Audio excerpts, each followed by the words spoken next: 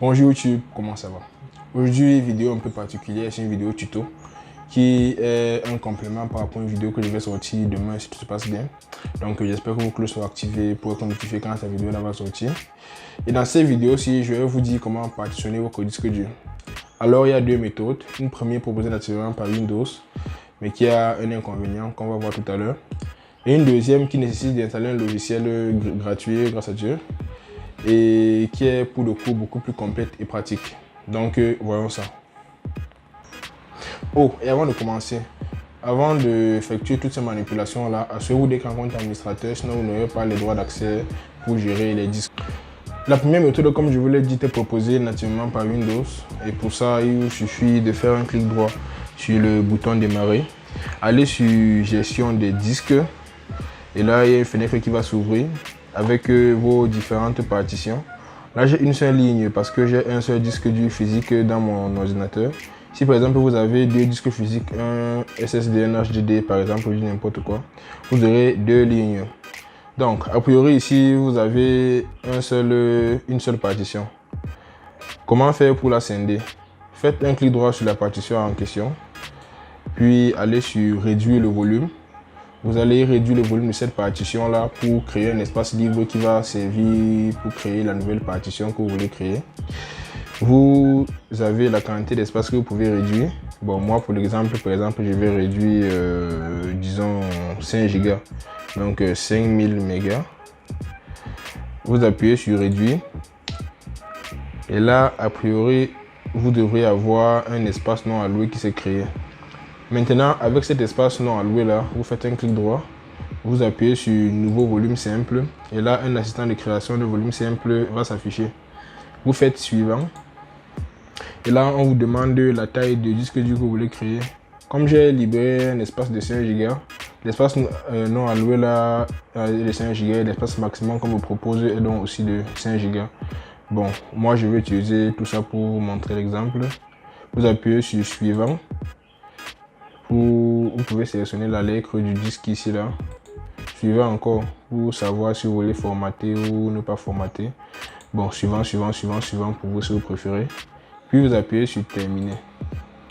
Lorsque vous allez appuyer sur terminer, vous voyez qu'il y a un nouveau disque qui s'est créé, un nouveau nom de et vous avez également une notification pour vous dire ça.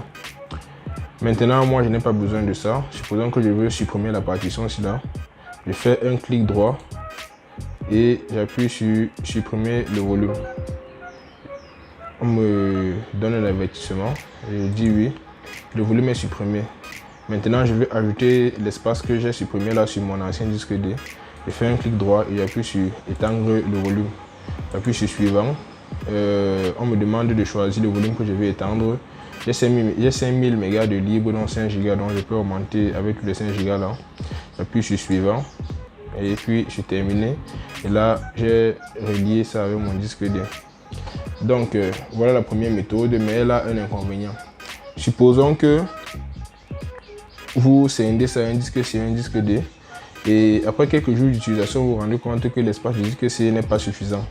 Alors qu'est-ce que vous faites? Vous voulez l'augmenter, et pour ça naturellement vous allez d'abord diminuer de l'espace sur le disque D en faisant comme on a fait tout à l'heure, clic droit, réduire le volume, ça charge le temps que ça charge. Moi je réduis ici 5 Go comme tout à l'heure, réduire. Mais là il se pose un problème, c'est le disque D que vous pouvez étendre.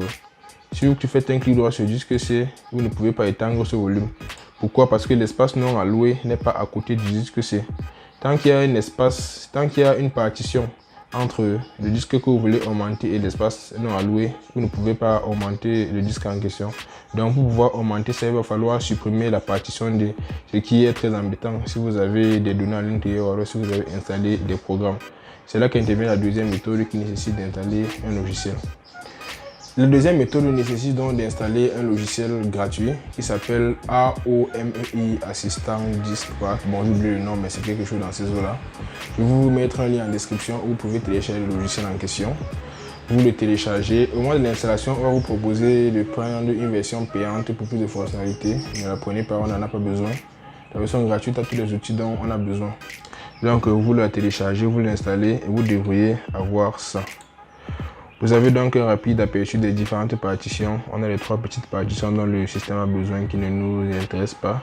Et les 2 partitions qu'on a créées, la partition C et la partition D.